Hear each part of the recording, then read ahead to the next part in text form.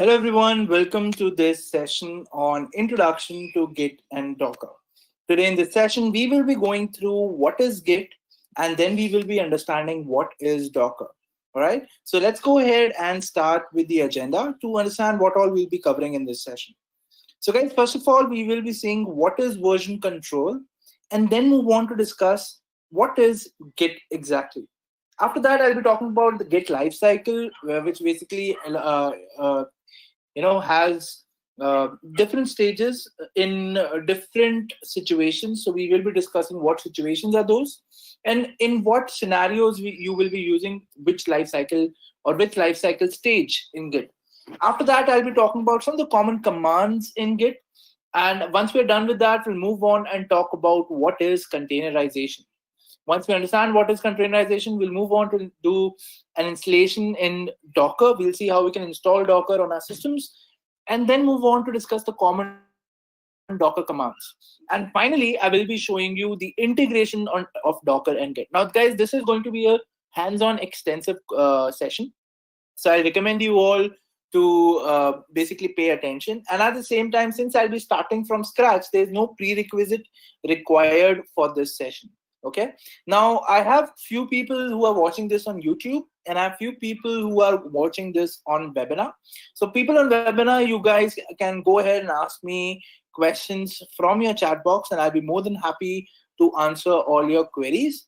And the people on YouTube, you can just comment down on the chat section, and you will be able to interact with my team who's going to answer your questions. If you guys want to ask me questions live, you can go ahead and register for the webinar, for this particular webinar, and can join in, and then you can ask me questions. Okay, for that you will have to go to intellipaat.com/academy/webinars. Okay, so having said that, now let's start with this session with the first topic, which is what is version control. And before that, if you have any questions, I'll be more than happy to answer it. So let me see. Okay, so I have Trupti saying, is it started? So Trupti, we're going to start now. And Ravi is asking me, is it 6 or 6:30? So Ravi, I'm going to start it just now. All right.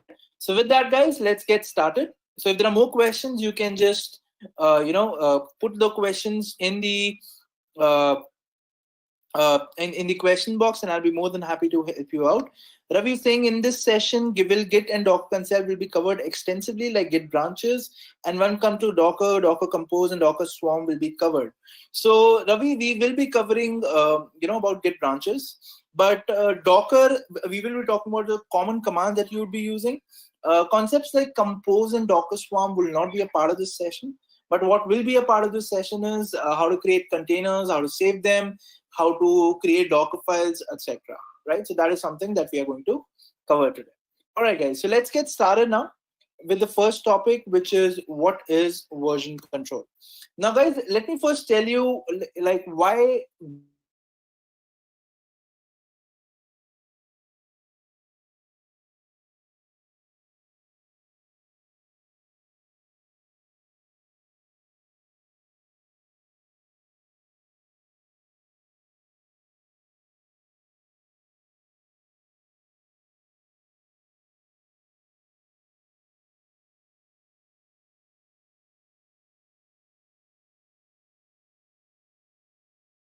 in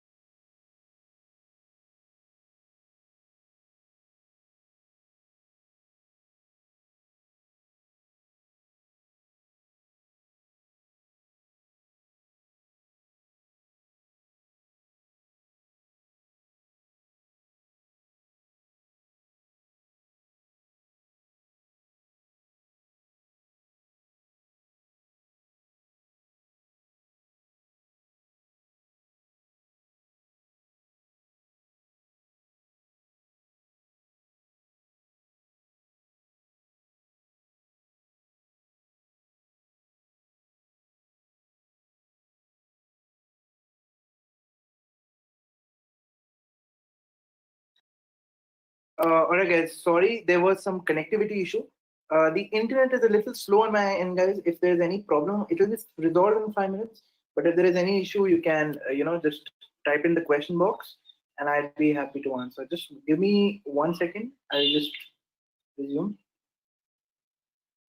Okay, guys, am I audible to everyone? Can everyone see my screen?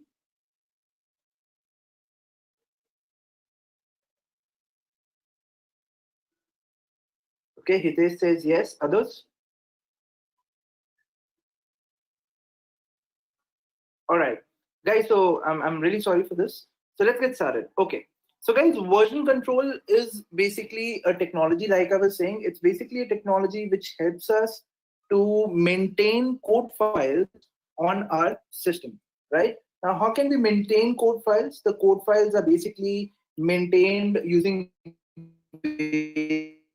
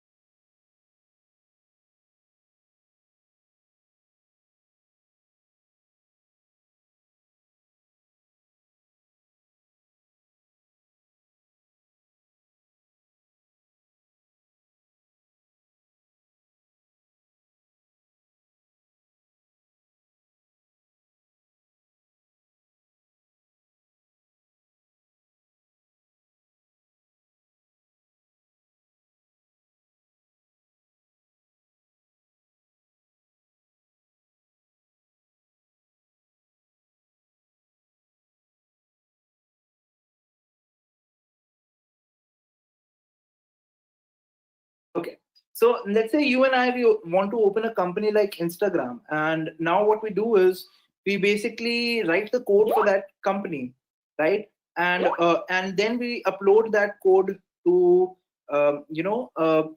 my servers, and then it becomes available to the world. And now, 1 second. Uh, and now when I've enabled it to the world, what I do is I imagine I get success in that company, and now what I do is I hire a bunch of developers who are now going to help me to write more code onto it.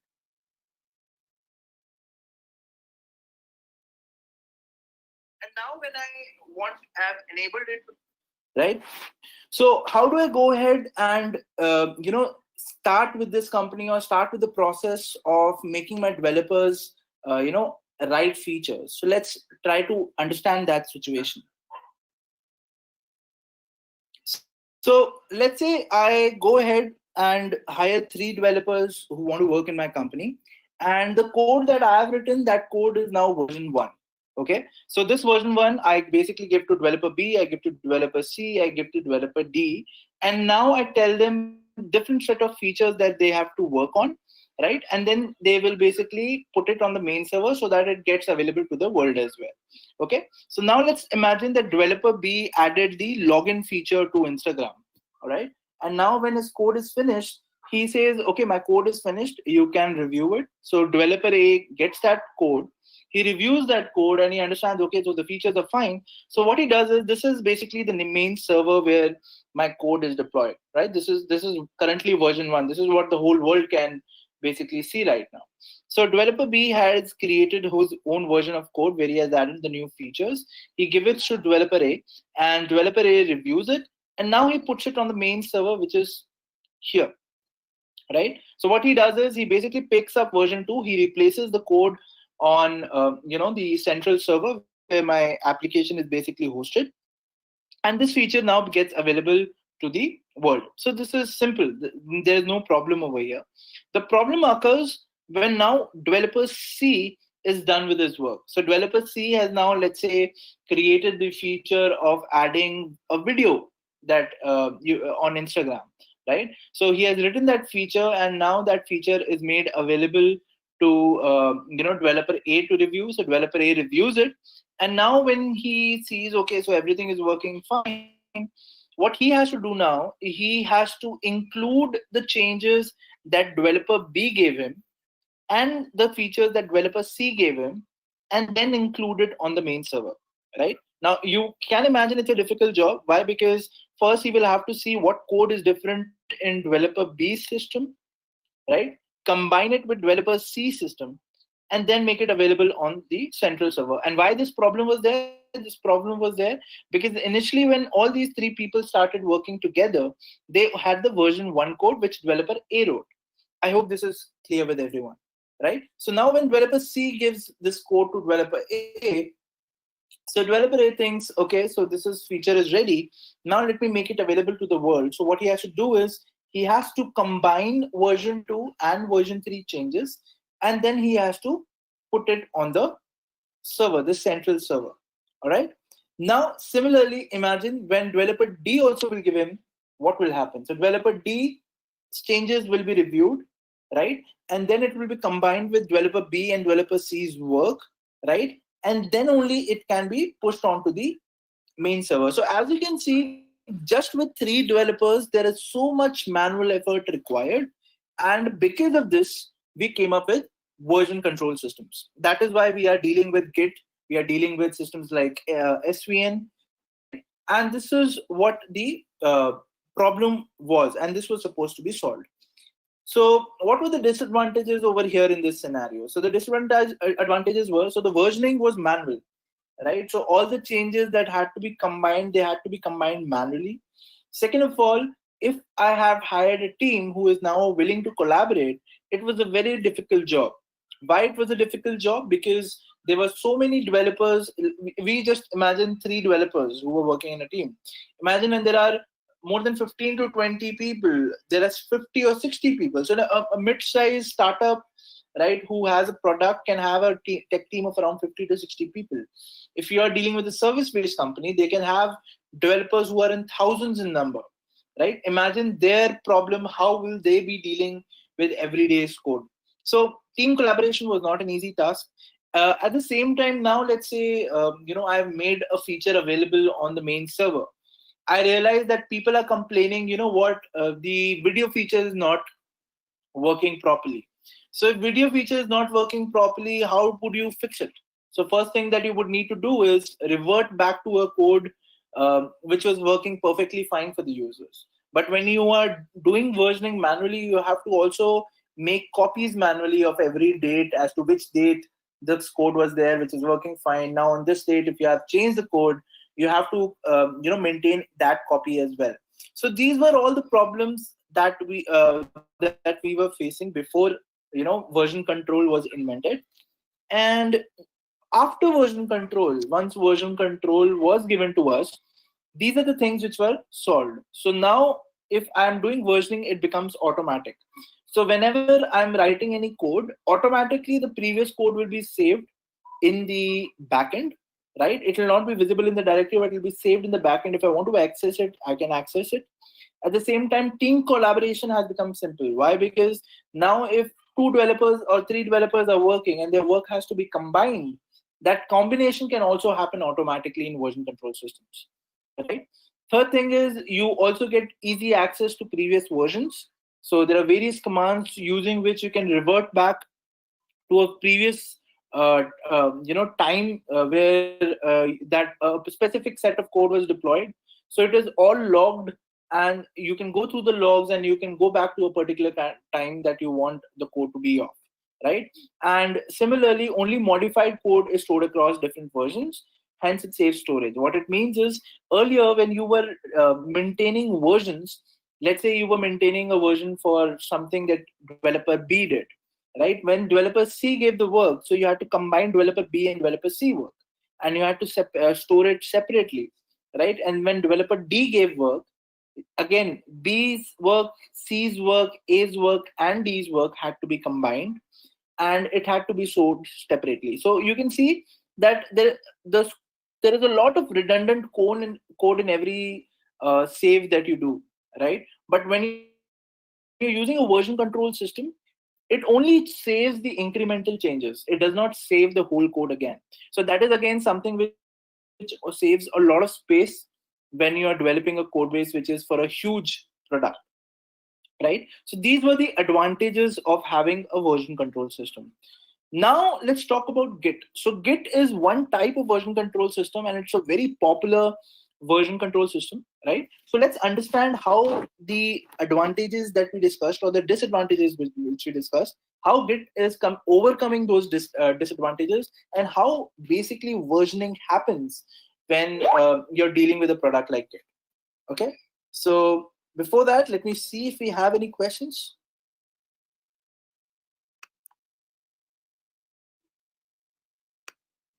Okay, so Ravi is saying that he is not able to hear me. Guys, can you confirm? Am I loud and clear? Can everybody confirm me once?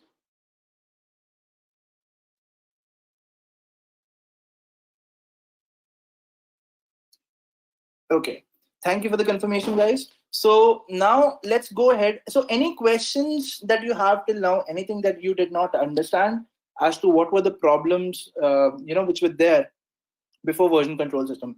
Any questions that you have so far? I'll be happy to answer. If not, we will go ahead and start with Git. Any questions? So Ravi is saying, what is incremental change? So Ravi, incremental change means, let's say you wrote 2 lines of code, right? You wrote hello world in the first line, and then in the second line you wrote welcome to Intellipaat. Now let's say developer C wrote some code. What he did was he added a line 3, and he said today's day is Saturday, right? So that incremental change is the difference between the 2 files. So the first file has 2 lines, the third file has 3 lines, right? So ideally, when versioning file, right, which basically has a third file, only that third line will be saved, and the first 2 lines will be kept in the backend. And when you want to view the file, you can view all the 3 lines. But when you talk about the storage, how much space it is occupying, it is only occupying space of 3 lines. It is not occupying space of 5 lines. So this is what incremental changes are. So Shashikant is saying, what is the license cost of Git per user? So Shashikant, there are 2 things over here. Git is a software, right? So Git basically is open source. So Git has no cost. But what happens is when you save code, you save it on a central location, right? For example, you can save it on GitHub, you can save it on GitLab, you can save it. There are a lot of Git centralized repositories where you can store the code. So over there, you'll have to pay per user, or you will have to pay per team if you are taking a managed GitHub account or a GitLab account. For example, when you go to github.com, that is a managed service which is managed by Microsoft, right? But there are also options like GitLab, which you can download and host on your own server. So in that case, there are no licensing costs.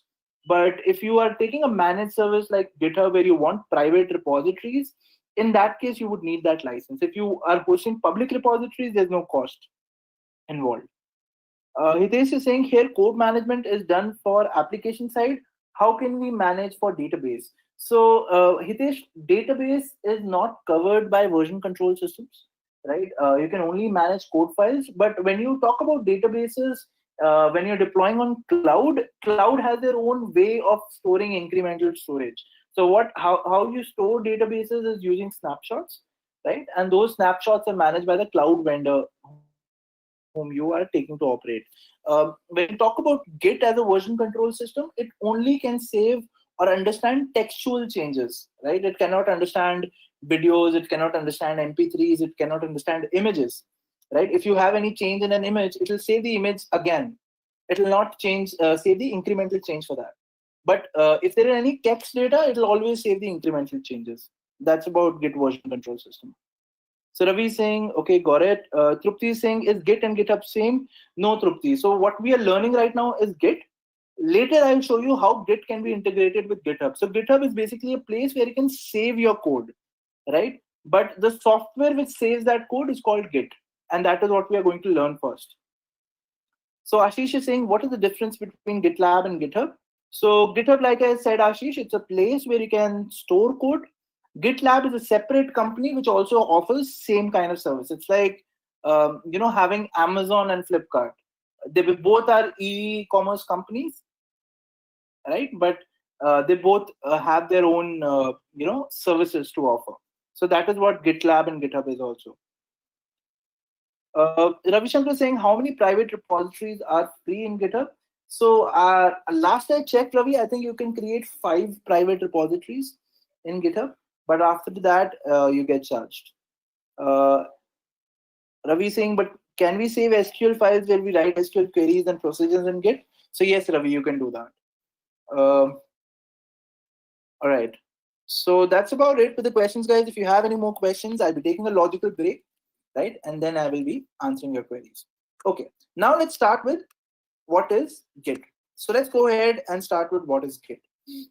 So then Git is the most popular version control systems in the market right now. There are a lot of competitors to Git as well, right? For example, any concept or any problem which is out there, there are a lot of products which are available to solve that problem. Similarly, Git also has a lot of competitors, but the most famous of the all competitors is Git, and that's what 95% of the companies out there are also using for their distributed version control system needs.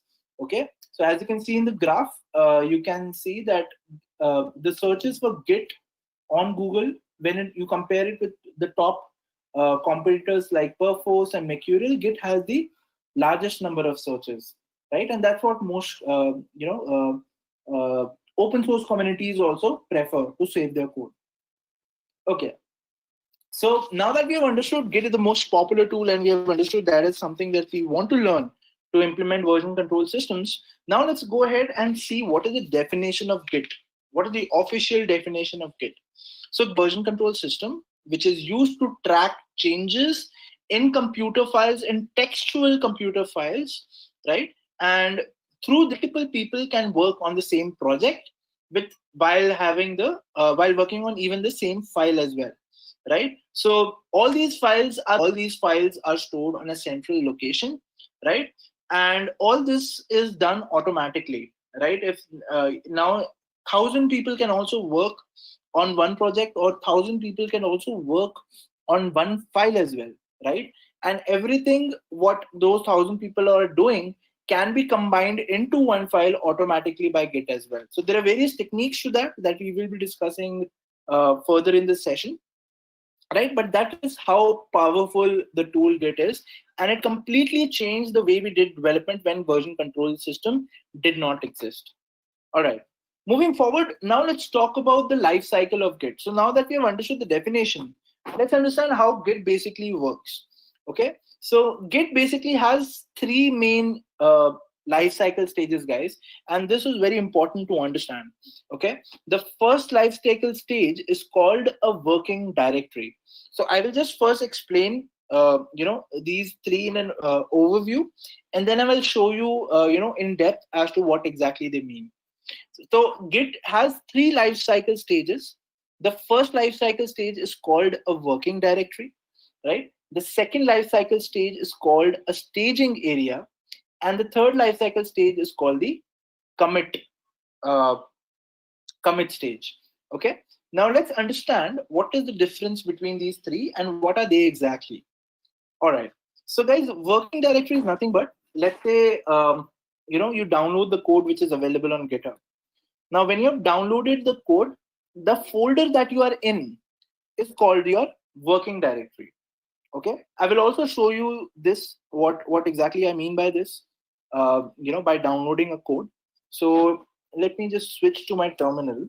Let's say I create a folder over here, and that folder let's say I call it practice.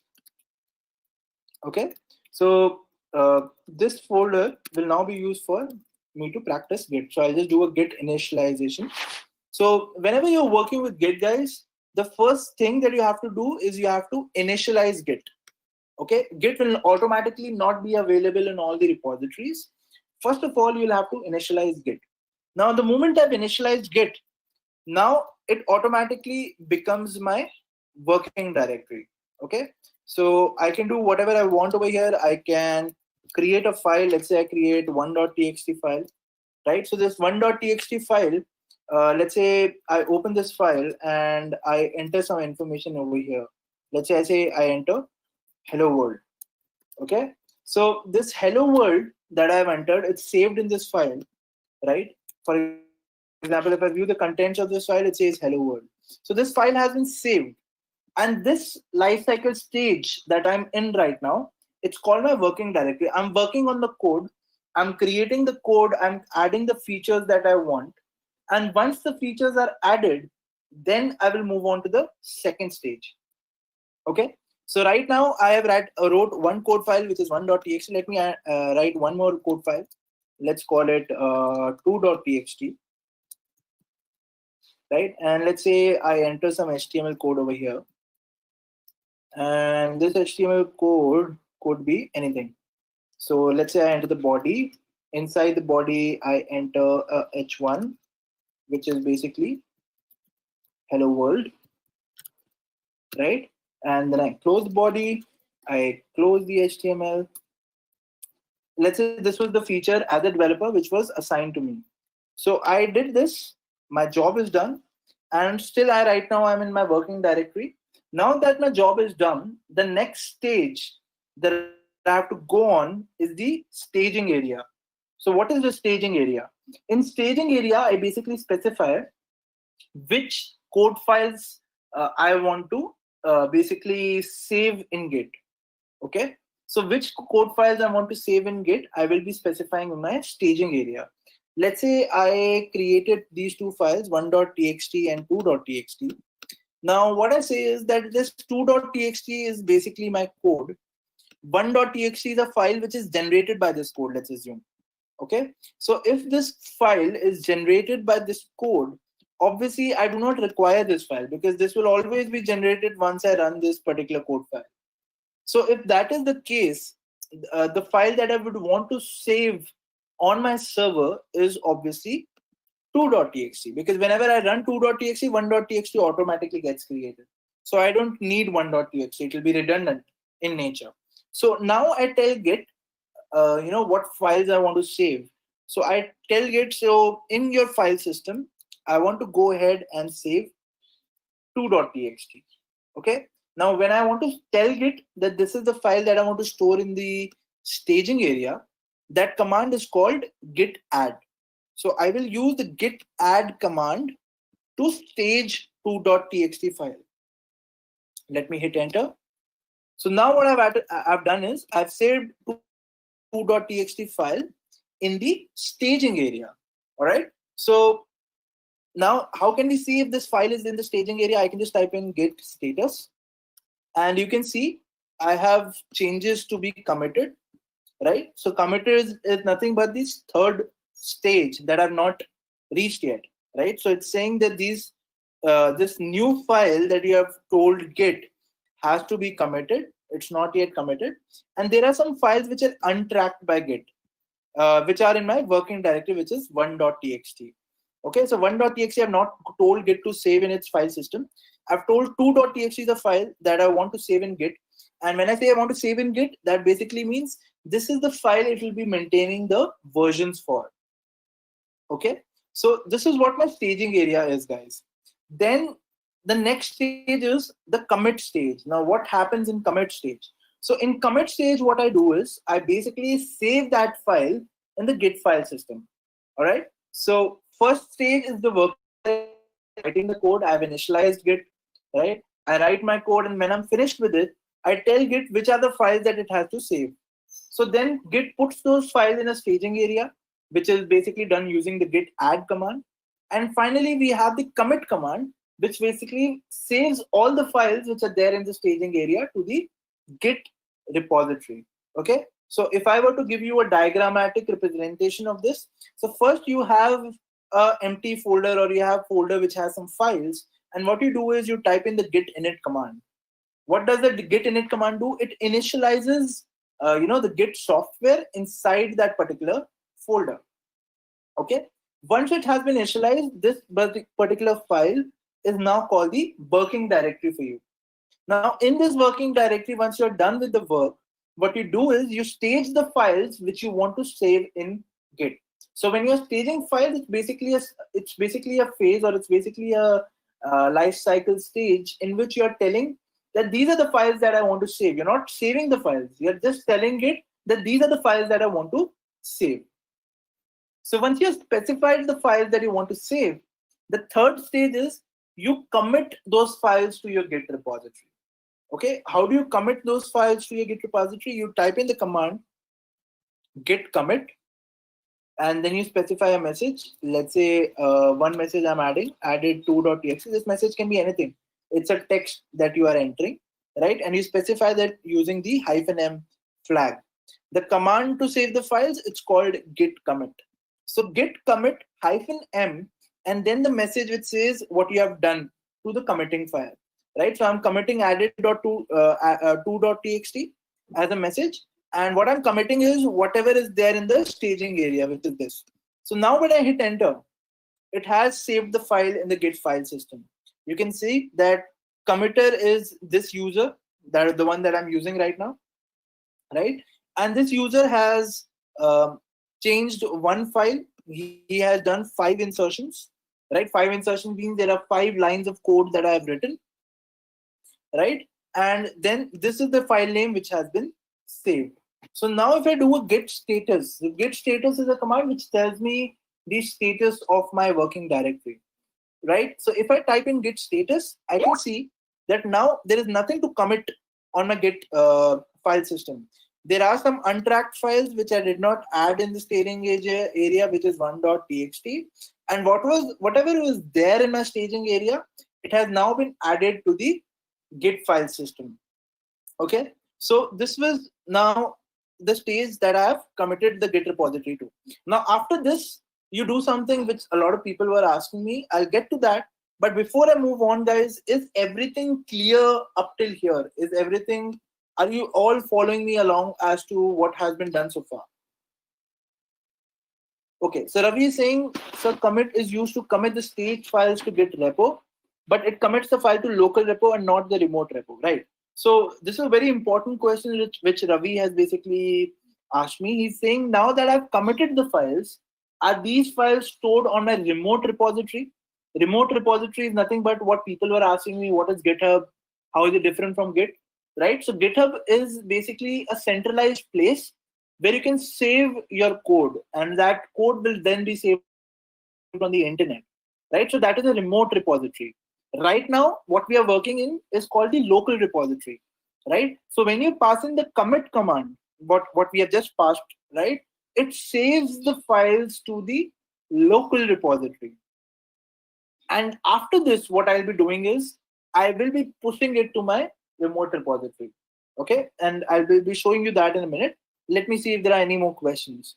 So Trupti is saying she's clear. Others, guys, are you all following along? Is everything clear up till here?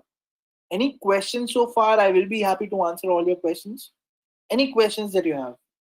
So Shashikant says it's clear. Others, it'll be great if you guys can give me a confirmation. Let's make this session interactive so that it'll be in the benefit of both of us. You guys can also understand, and I will also be able to clear all your doubts, and I will also know that everybody is following along. Any more questions? So Hitesh says it's clear. Guna TK says it's clear. Ravi says it's clear. All right, guys. Others, if you have any questions, you can always put it down, and I'd be happy to answer. Hachim says it's clear. Thank you, Hachim, for your confirmation. Now, guys, let me tell you. So up till now, what I've done is I've passed in the git commit command, and that command has now been saved on my local repository. Now what happens is, see, the code is now available on my system. But my aim is to basically make it available on the remote repository so that others, if they want to look at my code, they can look at my code. If that code has to be pushed onto the production system, it can be pushed on the production system from there, right? So I will have to make it available for my team. So how do I make it available for my team? By pushing it on a remote repository which everybody has access to, right? Now, what remote repository will people have access to? There are various remote repositories which various companies use, right? People use GitHub, some companies use GitLab, some new companies use even Bitbucket as well, right? So there are various remote repositories that you can sync to your Git software. Everything can be synced over here. It's not like only GitHub can be connected or only GitLab or only Bitbucket can be connected. Any software which is compliant with Git can be connected to this local repository that you have just created. Okay, and more on this I will be telling to you how you can do it once we basically come down to more commands that we will be exploring later, right? But right now, as you guys can understand, what we have done is we have basically created two files, 1.txt and 2.txt. 1.txt I did not stage. 2.txt was a file that I wanted to save, so I staged it. Then I committed it, right? So commit basically commands, in commit command you don't have to specify any file. You just the commit command basically picks up any file which is there in the staging area, and then it saves it to the Git file system. All right. And now once the files have been committed, what you do is you collaborate with the team. Now again, the question is, how do you collaborate with the team? You collaborate with the team by putting your file on a medium which everyone can access. Nobody can access your local system, right? But everybody can access a website called github.com. So that is where you save your code, and that is exactly what team collaboration is also all about, and that is exactly where we will also be pushing our files later in this session. Okay, so now that we have understood the lifecycle stage, now we will be getting in depth about how Git basically saves your files, how Git basically versions your file. That is something that is we are going to understand now. But before that, if anybody has any questions, Komal says it's clear. Thank you, Komal. Ashish says I'm good. Thank you, Ashish. Vishwa says, is it possible to provide file-wise permission for a particular user? So Vishwa, if you're referring to users that are there on GitHub, you can actually give them branch access, right? But branches are not explained to you yet. I will be explaining to you in the further slides. So what you can give is each user you can give a definitive branch in which you can put some code, and that user will only be then able to read from that branch and not from any other branches, right? But when it is with respect to files, it is not possible. Now Ravi is saying, can we stage multiple files to Git? Yes, Ravi. So you can stage multiple files as well to Git. And I will be showing you further how you can do that. There's this very simple command wherein you can, if you want to save all the files in a directory to Git, you can use an operator called dot, right? If you want to save, let's say 3 files out of 10 files in Git, you can just specify space in between of each file. Let's say git add 1.txt space 2.txt space 3.txt, and that's how you can save multiple files out of tens or 20s or hundreds, even hundreds files that you want to store. Okay.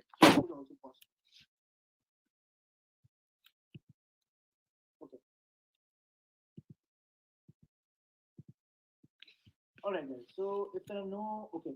Sanjay is saying, how do we revert back in case anything goes wrong? So Sanjay, I will be explaining that. Let's go ahead. Let's do some more commits on Git, and then I'll be explaining to you how you can revert back to a particular commit that you want to go ahead with. All right. So now let's go ahead and talk about how basically Git works internally, right? So when we talk about the working of Git, guys, everything is saved inside a commit, right? So right now, as you can see, we basically passed in the command called git commit, right? So in this commit, what happens is whatever we save, let's say, for example, this is the folder that we are working in, right? Let's say this practice folder that I created, this practice folder is nothing but this folder in Git, where I have multiple files. So I can work in this folder, right? I can save as many files as I want. And then when I save it on Git, it gets saved as a commit. And that commit basically also gets an ID. So let's say the ID is 0001. Okay.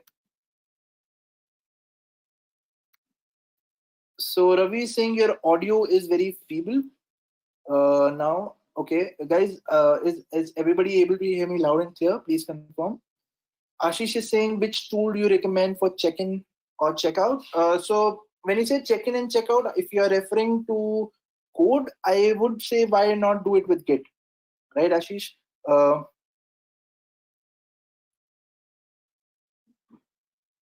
Okay, Hitesh says it's clear. Trupti says it's not audible. Ravi says it is good now. Okay. Okay. So Trupti, if it's still not audible, I would recommend you to basically go ahead and just close GoToWebinar, open up again. I think that should solve the issue. Okay. So now guys, let's go ahead and talk about how Git works internally. And I think Ashish, what you're also asking me is how you can uh, work with Git on your system. For example, I have installed Git on my system. For people who do not have Git on their system and they're using Windows, what you can do is you can just simply download a file called git bash. So let me just go to my browser. So just go to git download and then type in Windows. So you will find this option. The first link that you get, just click over there. Right, it will basically download a file called git bash. Right, just specify your version, and once it's downloaded, you will be able to use as I'm using Git right now. Okay, great. So I was saying that whatever files that you have in Git, whenever you save them, they are saved using a commit, right? And then that commit also gets an ID. So in this case, the ID is 0001. Let's assume. Okay. Now, once this is saved, let's say I add one more file. So earlier I did not have the CSS file. So now if I add that file and I commit on Git, again a new commit ID will be created, and only the changes that I've made, those changes will be saved. For example, in this particular commit ID, only this CSS file will be saved, not these 6 files will be saved. Okay, only the CSS file. If this is the only change that I've done in the folder, only this change will be saved in this commit ID. Right now, what happens is all these commit IDs, they basically exist on a branch. Okay, now what is a branch? A branch is nothing but it's a straight line where commits are organized. Okay, now this branch has something called as a head. What is a head? Head always refers to the latest commit that you have done on the branch. Okay, for example, I added the CSS file. So this is the present situation of my code. This is where I'm working right now. So wherever I am working in the branch, it's called the head of the branch. Okay, now this head can be moved as well, and this will answer some questions when so somebody asked me, how do you revert back to a previous version of the code?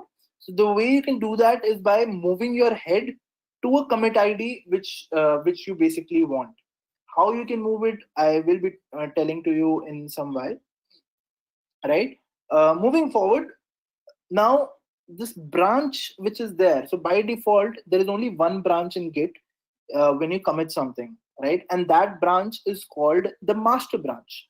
Right, so whenever you are working on Git, whenever you save for the first time on Git, everything is saved on the master branch. What is a branch?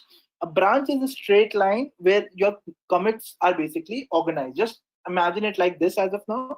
It'll be more clear when we move along.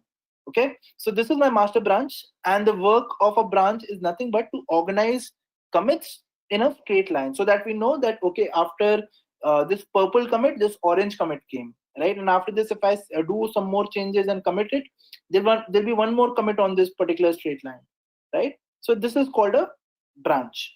And the default branch in GitHub, the first branch of every repository, is called the master branch. Okay, and you can create more branches as well, but we will be talking about that as we move along. Okay, but now let's understand, why do we need a branch?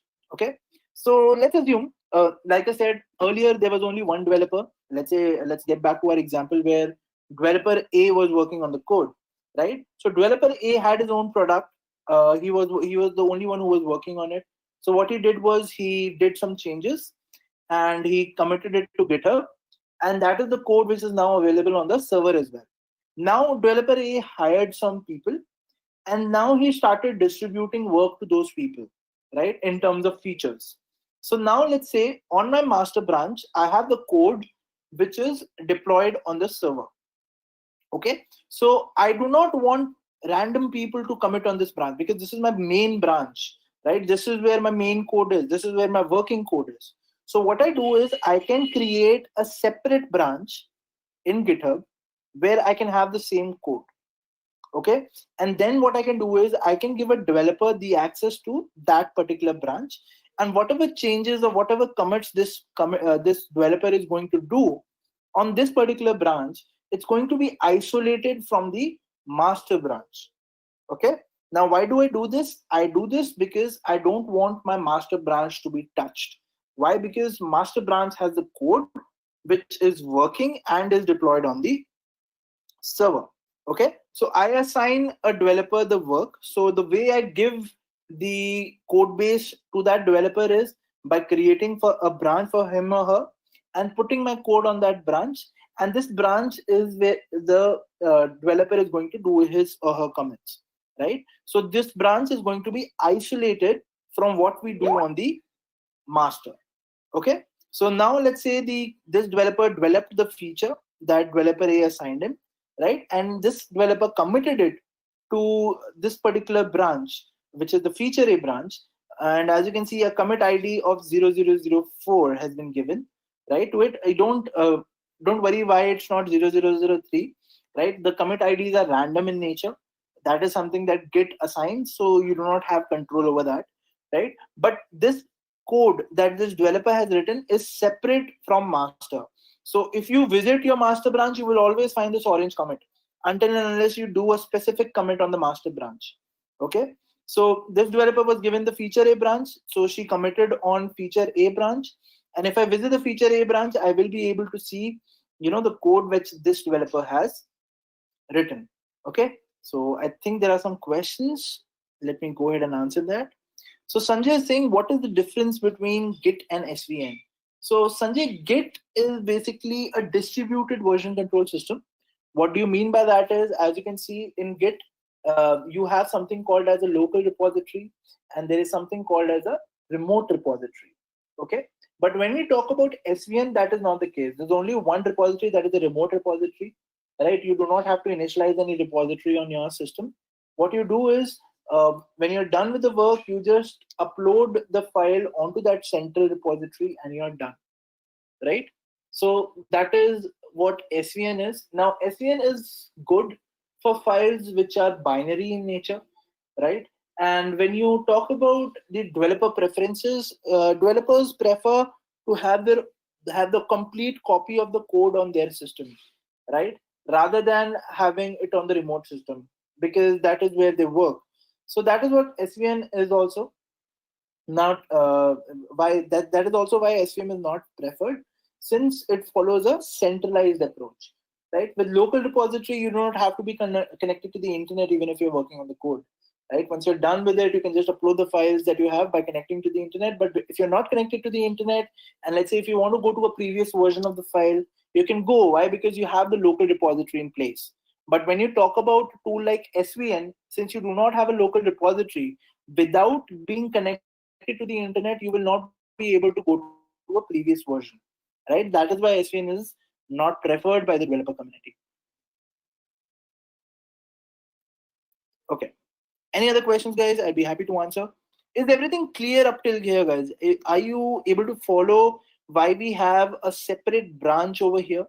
That is the feature A branch. And why did we not, commit on the master branch itself? Right? So you understand that for code isolation, we basically, created one more branch and we assigned it to the developer because we did not want that developer to commit directly on the master, because master is synced with my server, where basically my code exists and my code is hosted. Okay, so that is, and it will be more clear to you in the third session that we are going to have today, that is on 8:30, which is going to be about Jenkins. Okay, so in Jenkins, what you can do is you can specify a branch, and whenever a change in that branch is, then the code is picked up and it is deployed on the server. But more on that we'll be talking about later. But why is the code differentiated between two branch? I think it should be clear by now. Guys, is it clear to everyone? Ravi says it's clear. Ravi says, what is the best branching strategy to be used while working in an organization? So Ravi, there are a lot of workflows which are followed. So what you are referring to are called Git workflows, right? So covering Git workflows today will not be possible. Probably in a future session, I can tell you what are the different kind of branching techniques which are used in an organization. But up till now, what we are talking about right now is called the feature branch workflow, where everything is divided among different feature branches, and those feature branches are worked upon by different developers. Okay, Shashikant says it's clear. Sanjay says, can we get the recorded video? Yes, Sanjay, this will be available on YouTube as well. You can go ahead and follow. Guna says it's clear. Great, guys. So let's move along. Ashish says it's clear. Thank you, Ashish. Shashikant says, can I maintain multiple branches like set UAT prod? Yes, Shashikant. You can have as many branches as you want inside one single repository. That is not a problem. Vivek says, can we get the recording of this video to clarify our doubts? So Vivek, like I said, this video will also be available on YouTube. You can go ahead and watch it over there. Okay, great. So let's go ahead, guys. And now let's go ahead and talk about what happens next. Let's see what happens next. So when this developer is done with her work and that has been QA'd, right? Let's say you as the owner of the company, you understand, okay, so whatever she has done, it's all good. It can now be deployed on the server. So then what you do is you merge this feature A branch with your master branch, right? And when you do merging, what it does is it takes this commit and it puts it on the master branch. So now master branch, when you talk about the number of commits on this master branch now has 3 commits. And since this code has now been reviewed, it can also be put on the main server where my code will now be changed. All right. So this was about how Git basically works internally, guys. So now we will be talking about different operations that you can do in Git, right? And we will be basically talking about the commands from them about them as well while we are performing its hands-ons. Okay. So before we move on, if there are any questions, I'll be happy to answer. So Shashikant is saying, how can we merge SIT to UAT and UAT to prod? So there is a command called git commit. So sorry, git merge. So we will be talking about git merge later, but right now, as you can understand, we'll first start with the first common git commands, and git merge probably I can show you in this session as well how you can do it. Vishwa is saying it's clear. Thank you. Okay, Vishwa. Vivek is saying, in case we have further queries, whom and where do we contact? Vivek, if you have further queries, you can actually comment in the YouTube section. We can answer over there, or you can enroll into our premium courses, go through the whole set of things that we offer. And once you enroll into premium courses, we have a 24/7 support team, which will be available for you. So that would be the channel to do to work forward. But apart from this session, there will be no support given to people who are attending our webinars from the Academy page. Sanjay is saying we have branches like MAS, EPI, FEA. I have created a branch by mistake in EPI and also committed. The reality is EPI and MS is automatically okay. You missed out, Sanjay, by writing over there. So how do you roll back? Okay, so Sanjay, there's a command called git revert. So probably if you have committed something in some branch and you want to roll back to a previous version, you can do that, and probably I'll show that to you once we go through all the common git commands. Ravi says, can you please explain merge conflict and how to resolve it? So Ravi, that will be the out of scope from this particular session. But what this session is going to help you out with is the common usages of Git. We will not be getting into merge conflicts today. Sanjay is saying this might be overwrite to many code files. No, Sanjay, So it's very easy to revert on the code that you have done on a particular branch. No need to worry about it. Okay, and more will be clear, guys, when we move along in the session. All right, so now let's talk about the common Git commands, guys. So there are 4 things that you would want to do in Git. For example, you want to create a repository, you would want to make some changes in that repository, you would want to do parallel development in repositories, and you would also want to sync repository. So these are the 4 actions that you can do with a particular Git repository, right? And when we talk about these 4 actions, there are various commands which can help you in doing these 4 actions, right? And there are multiple sub actions as well that you would want to perform. So let's discuss those commands one by one so that we can go ahead and understand it better. So let's talk about creating repositories. Okay, so like I said, the first command that you pass in order to create a normal folder into a Git folder is git init. So this I've already showed you. You go to that particular folder, you type in the git init command, and then that git init command basically initializes a Git repository for you in that particular folder. This is the first command. The second command is git status. Now git status basically tells you what is the status of the repository that you have worked with. For example, I just worked with this repository.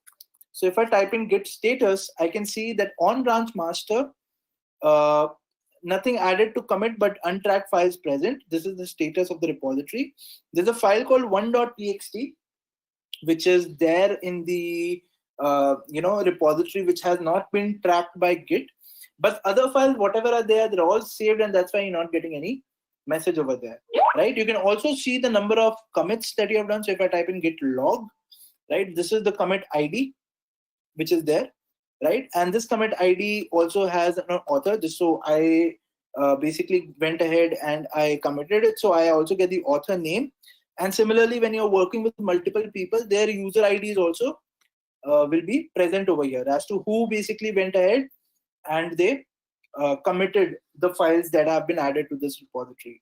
And here is the message as well, which basically tells you what was the message that the developer added while he committed that file.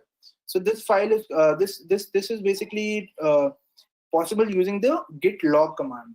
Now somebody was asking me how to go ahead and revert back to a particular code file. So let's say if you have done a commit, this is the commit ID you would be seeing, right? So let's say I go ahead and I add one more file. I add a file called 3.txt, right? And let's say this is the file that you added by mistake, right?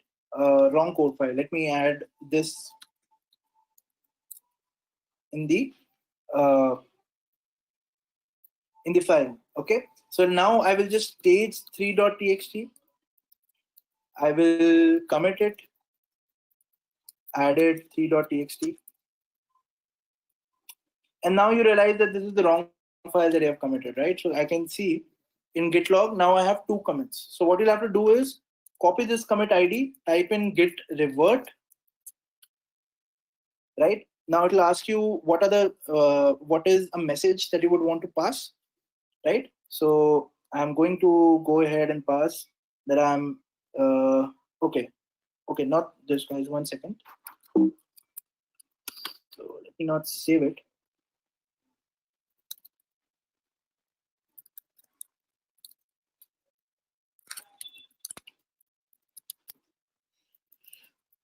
So let me just do a git log,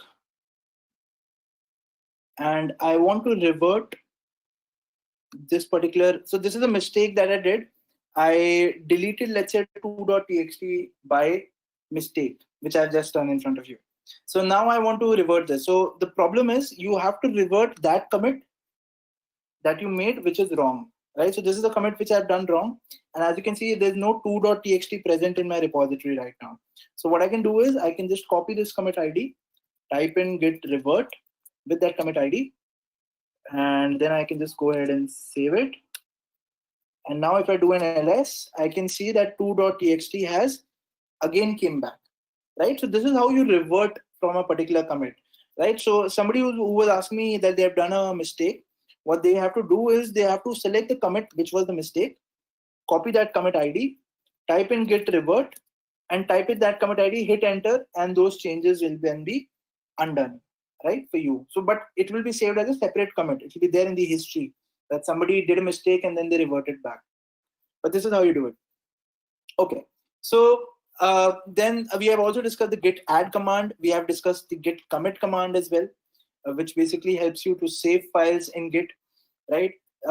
Now let's talk about syncing repositories, right? So let's say now I have done pretty much everything in this repository, and now I feel that I can share this repository with my teammates. So how can I do that, right? So in order to do that, I will have to add a remote repository where I want to push these files.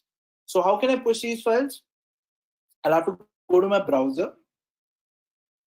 Let me go to github.com.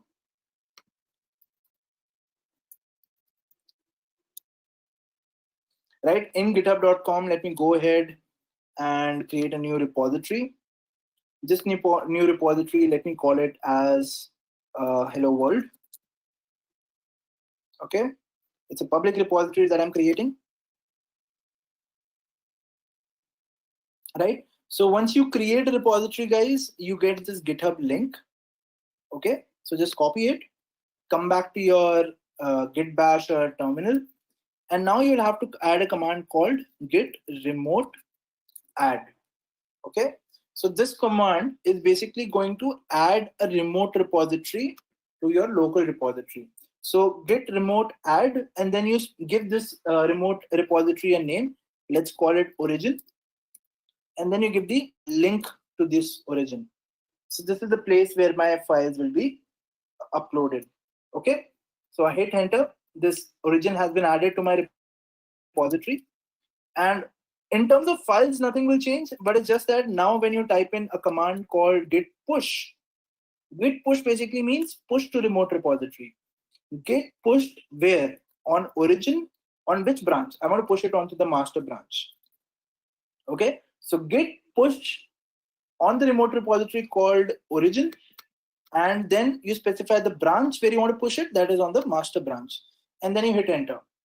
Now, when I will be adding developers to my repository, I can give every developer access as to which branch they can push on, right? No, everyone will not get access to push on the master branch, right? So some people I will give access to, let's say, feature A, some people I will give access to feature B, and that can be controlled. So somebody was asking me, can I give permissions to code files? So this is how you give permissions. You give permissions on branches, right? So now what has happened is I have pushed the code onto my remote repository. So if I go over here and I refresh, you can see that 2.txt and 3.txt has been added.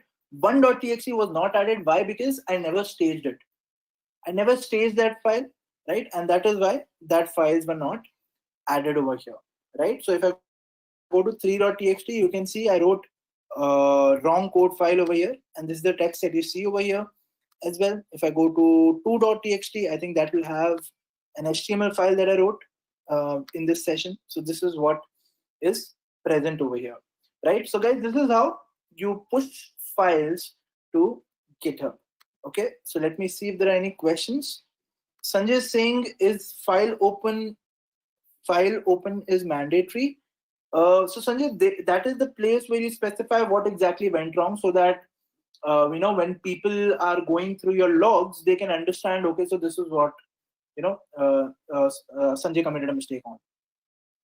Okay, so like it's just like adding a message when you're doing a commit. So it's good to have a track of what is happening on the repository, and that is exactly why that file is open. Okay, guys. So guys, this is how you sync repositories. This is how you sync a local repository to your remote repository.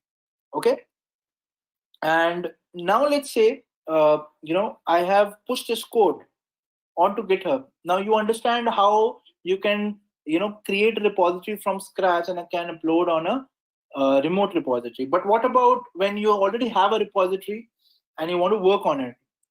How can you do that?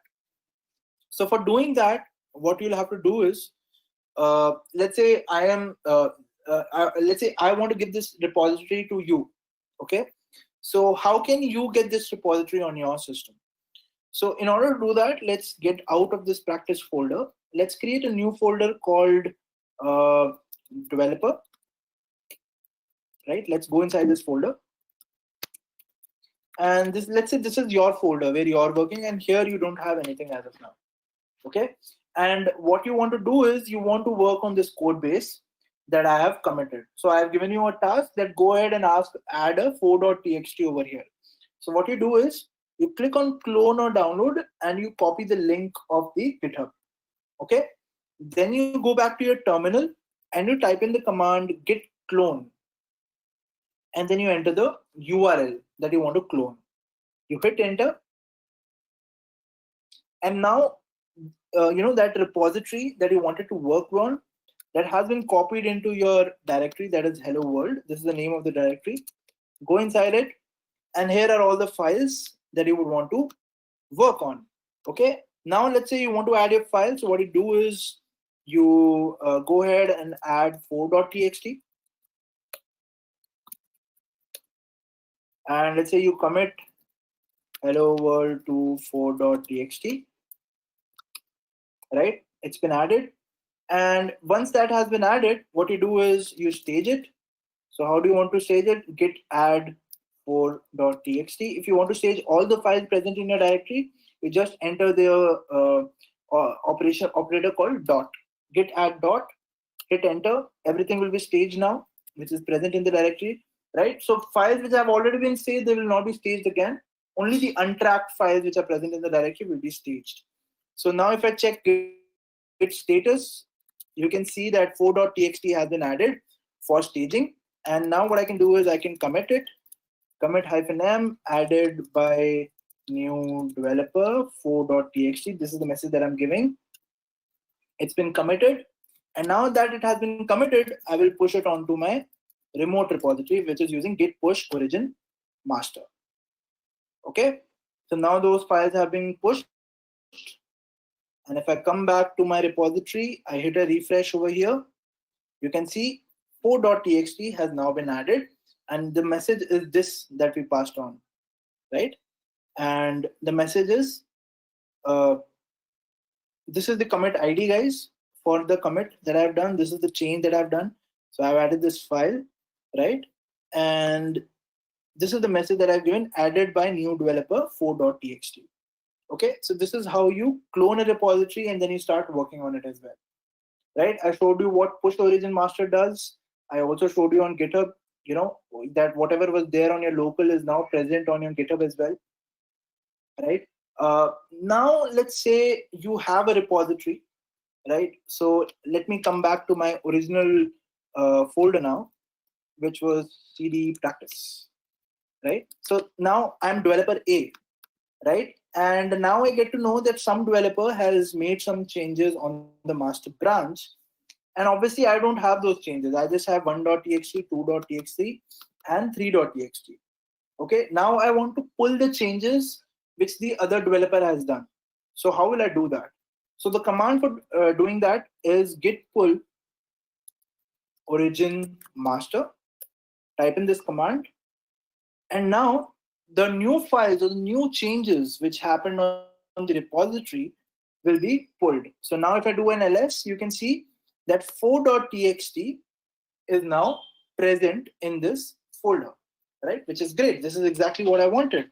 And if I, try to explore what has 4.txt, it says hello world to 4.txt. This is exactly the text that I entered as developer A in the separate folder where I cloned this repository.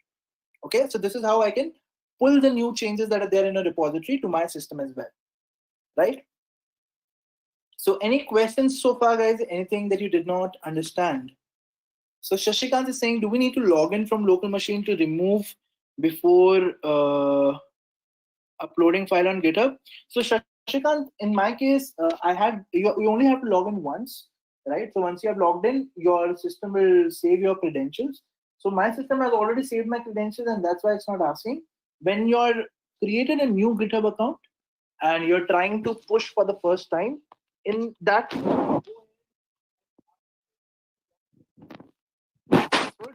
If you enter that, your files will be uploaded onto the remote repository.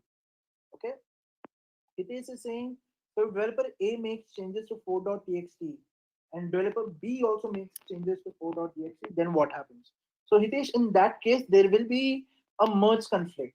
So what happens is, let's say, I make some changes to 4.txt and I push it to my GitHub repository, right? Now you are also working on 4.txt, but you do not have the changes that I made, right? So when you will be pushing to GitHub, you will get a message that you have some unsaved changes which are present on the GitHub repository, which you need to include in your system.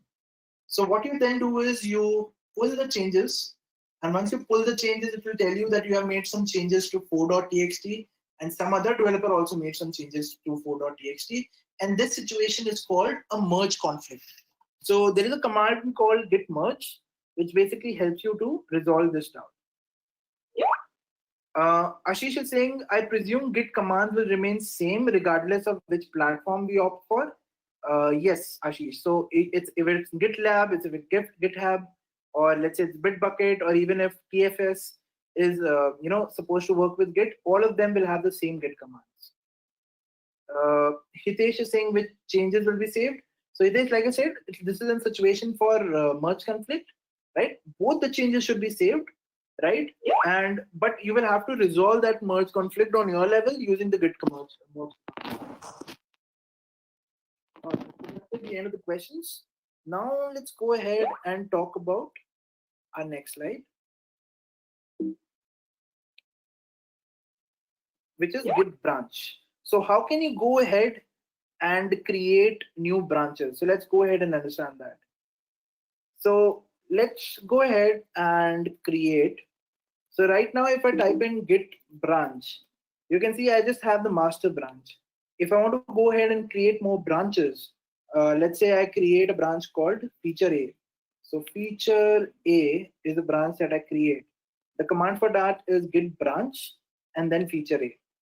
Okay, I type in this, and now if I type in git branch, you can see that a feature A branch has been created. Okay. Now what I can do with this feature A branch is I can go to this feature A branch and see if I want to work on it. So how do I go to this feature A branch? The command is called git checkout and then feature A. So with this command, I can switch to the feature A branch. And when I've switched to feature A branch, so what happens is when you create a new branch, let's say I created git branch feature A, it automatically puts the code which is present in master in the present situation to feature A. Okay. Now this feature A is now separate. So whatever changes that I'll be doing here, for example, I have 4 files over here right now. So let's go ahead and let's add one more file, 5.txt, right? Now I have 5 files. I stage this 5th file, and then I added 5.txt to feature A. I enter this message, right? So I have 5 files over here. Let's see what happens when I switch to my master branch. So when I type in git checkout master, I do ls, I can see that the 5th file is not present here. Why? Because this branch is separate from the master branch. And this is what we understood while we were explaining how Git works. This is what we were understanding as well, right? So whatever happens is this branch, which is feature A, is going to be separate from the master branch now, right? And now let's say I want to push feature A branch onto my remote repository. Even that is possible, right? How can we do that? Now the command will be git push. Now where do I want to push it? I want to push it on origin. And which branch do I want to push? I want to push feature A branch. Okay, I'll hit enter. And now feature A branch will be pushed. So now if I go to my repository, right now if I click on master, I can only see one branch, right, which was master. But when I refresh this, if I go to master branch, I can also see there's one more branch which is added in, which is called feature A branch. I can click on the feature A branch, and I can see that the 5.txt file is present over here. If I go to master branch, the 5.txt file is not present. So this is how multiple developers can now work on multiple features, right? And later when I want to, merge my feature A branch to my master branch, even that is possible. Okay. So I've told you about the git checkout command as well, right? Also, you can delete a branch as well. So let's say I want to go ahead and delete, the feature A branch. So what I'll have to do is first I will have to switch to a branch which is other than that branch which you want to delete. Then type in git branch -d feature A, hit enter, and now that branch has been deleted. So if I type in git branch now, you can see that this branch is not at all present now. Okay, so this is how you can delete a branch as well. All right. So now let's go ahead, guys, and talk about git log. So git log, I already told you, when I do a git log, I can see all the commits that I've made so far. All right. And then I can go ahead and understand what is happening on my repository, right? And now let's go ahead, guys, and talk about Docker. So I think we have learned enough of Git. This should be enough for you to get started with Git. There are a lot of more things that you can do in Git. For example, somebody gave me a situation where two people are working on the same file, right? What do you do in that case? So all that will be discussed further. There are a lot of things to discuss, in this topic, but we will be putting a full stop to that because we want to learn Docker as well in this session, right? And more on Git, if you want to learn, you can actually go ahead and read our blogs. You can also go ahead and find some more resources on YouTube, or let's say you want to continue ahead with this form of training, you can go ahead and enroll for a premium set of courses. All right, now let's talk about what is containerization. But before I move on to that, guys, any questions that you have from Git, I'll be happy to answer. So Shashikant is saying, is there any user interface to see git log? So there are a lot of tools available, Shashikant. If you go ahead and Google, I think you will be able to find something which can give you a better perspective into how git log is looking. What is the difference between git merge and git rebase?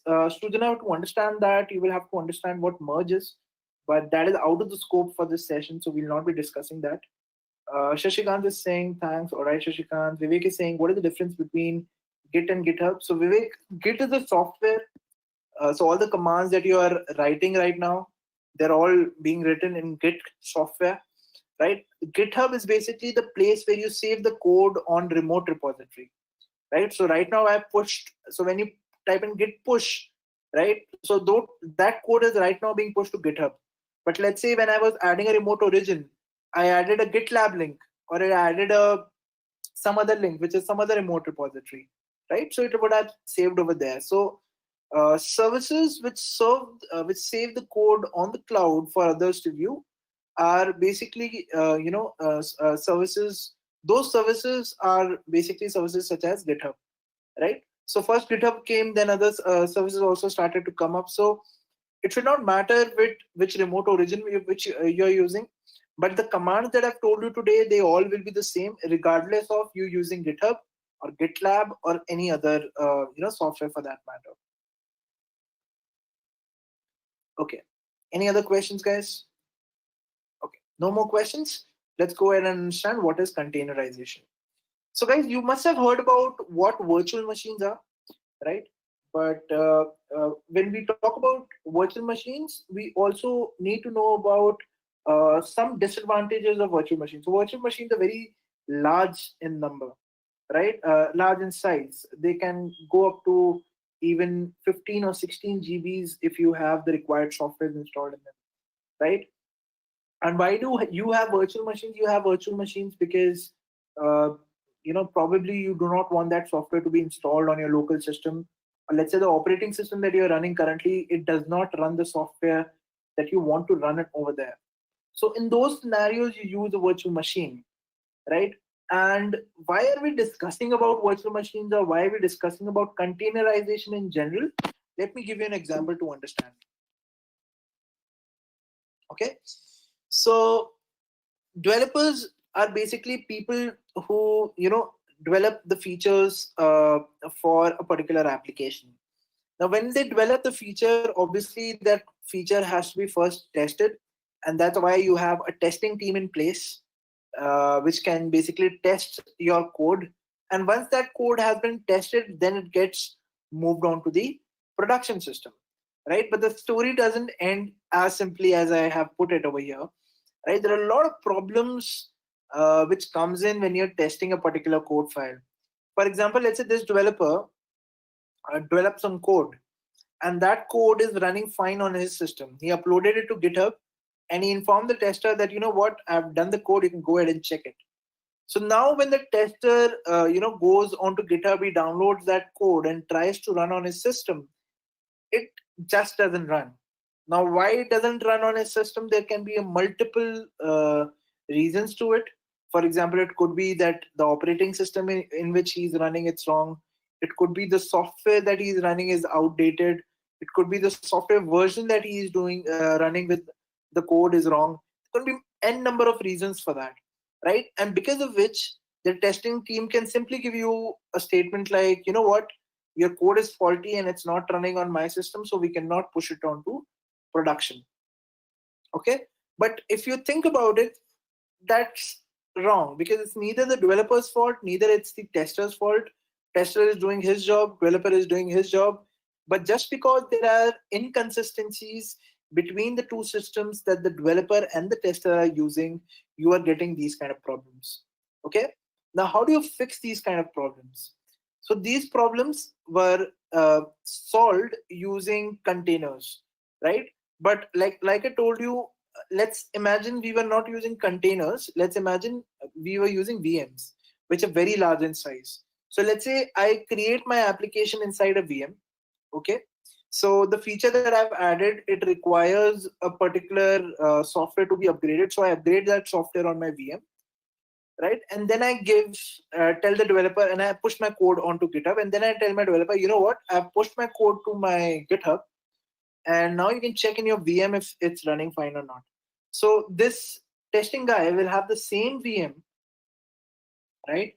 But now, since this developer upgraded a particular software in his VM, even this tester guy had to upgrade that software in his VM as well. Now you might say that why doesn't this developer give the VM itself to the tester so that he can test the application? So the problem over there, guys, is the size, right? If every tester had to download a separate VM for every developer, it will never go onto the production system, right? Because the size is the problem. That's why using VMs over here is not the correct option, right? I understand that if you give the VM to the tester, he will then have the same exact environment which the developer has, and then the code file should run. That'll be the case. But imagine uploading that much big VM and then downloading that much big VM, and then the tester checking it, it'll be a problem. Then the tester also has to ensure that while he's deploying the code on the production system also has those software changes which the developer made in order to make the code work, right? So this is a very cumbersome process, and because of this, we wanted a similar situation to a virtual machine. That is, we wanted an environment which is isolated from the host system, so that whatever changes we do in that host system on that separate environment, first of all, it's only that there in that environment your host system configuration is not getting tweaked with. And at the same time, we needed a solution which can be easily be transferred from one PC to another, which is small in size and is solving the dependency issues of the environment also, right? So we needed a solution like this, and that's how we came up with Docker. So when you talk about the disadvantages of using a VM, so VM basically takes up a lot of resources to run. So not only it is very large in size, but at the same time it will take up a lot of RAM, it will take up a lot of CPU power to run. So that is again one disadvantage. Second disadvantage, it is too big in size, and it will take a lot of time to do the back and forth between testers. And the third thing is it is not very developer friendly, because as a developer, you are just interested in writing code. You are not interested in uploading such big files from your system so that your testers can just test it, right? So it is not very developer friendly since it takes a lot of time and it can eat up a lot of bandwidth of the developer as well. If he has to, for every small change, if he has to upload a VM, to the tester. So how did we solve this problem? We solved this problem by using containers. Now, containers are very small in size. They can be as small as 50 MB in size, and this container can have the whole software installed inside it, can have everything installed inside it, and this can easily be given to any tester to check, right? It will be more clear when I actually deploy a Docker container, but that's how awesome it is, right? So you create a container, you do the changes inside it, you give that container to your tester runs that container, he gets the same exact environment which the developer has, and then he executes the code. And if it is working fine, he just pushes this container onto the production system and it is replaced over there, right? So on production system as well, you run containers. You do not run, direct code over there. In particular scenarios, you might want to run direct code, but most of the modern architectures, they follow the microservice architecture in which you directly push the code onto your production system, the container to your production system. Okay. So with this, the advantages that you get are that containers are not resource hungry. They do not take up a lot of resources. They are very small in size. And at the same time, they are very developer friendly as well, since it does not take much time to work with containers, even to understand them and even to give them to a tester so that he can work with it. And I will be showing you more about this when we move along in the session as to why it is so developer friendly. Okay, so let's go ahead, guys, and now try to work with Docker. Okay, so there are a lot of containerization tools, guys. So Docker is one such containerization tools, but when you talk about its competitors, there are a lot of competitors like RKT, they're like Mesos, and Docker is one competitor out of these for the same technology, the containerization technology, right? But when you compare Docker to the other two, when you talk about how famous Docker is compared to the other tools which are there, you can just see the graph as to the number of searches that are done for Docker versus Apache Mesos and RKT CoreOS, which is again a containerization platform. Okay, so enough about why you need containerization, what it is exactly, and the different tools which are there. Now let's get specific about what Docker is. So guys, Docker is basically a computer program, right, which was developed with the intent of making an environment which is as small as possible, right? And at the same time, which can serve the need of the developers which have problems when the environments change and their code files are rejected by the testers just because they do not have the right environment. So it was invented to solve that problem, right? And this is how the life cycle of Docker basically works. Okay, so guys, I will be talking more about this in the further session that we have at 8:30, right? We will also be performing hands-on in that, right? So let's pause this session now. Let's move ahead and join the 8:30 session to continue from where we are leaving off here. So we will start from Docker container lifecycle. So I would request you all to join my 8:30 session, right? If you're interested, you can just come on to YouTube at 8:30. I will be continuing from there. Or what you can also do is, if you want to ask questions, you can register for the webinar by going to intellipaat.com/academy/webinars and register for the webinar that we have at 8:30, and we'll be starting the class then. All right. So with that, guys, I will be taking a leave from all of you. If you have any questions, please go ahead and ask. And then I'll be clearing your sessions over there. So Hitesh is saying we have Jenkins session at 8:30. Yes, Hitesh. So Jenkins will be continued after this Docker container lifecycle. So first I'll be continuing this class and then I'll be starting off with Jenkins. So that is something that we're going to do. So Ashish is saying, can you post the link in the chat? Sure, Ashish. So I'll just do that. So the link is www.intellipaat.com/academy/ GIT/webinars. So you can register here, and this will basically give you access to that particular webinar. All right, guys, any more questions? If not, we'll just pause the session for now, and we will resume at 8:30. Any more questions, guys? Okay, if there are no questions, let's go ahead and conclude this session. So I thank you all for joining in today. I hope you guys have learned something new. There are more things to learn, and I request you to wait till 8:30, and I'll be clearing all your doubts. All right. So see you guys in the next session, guys. Have a great day ahead, and goodbye.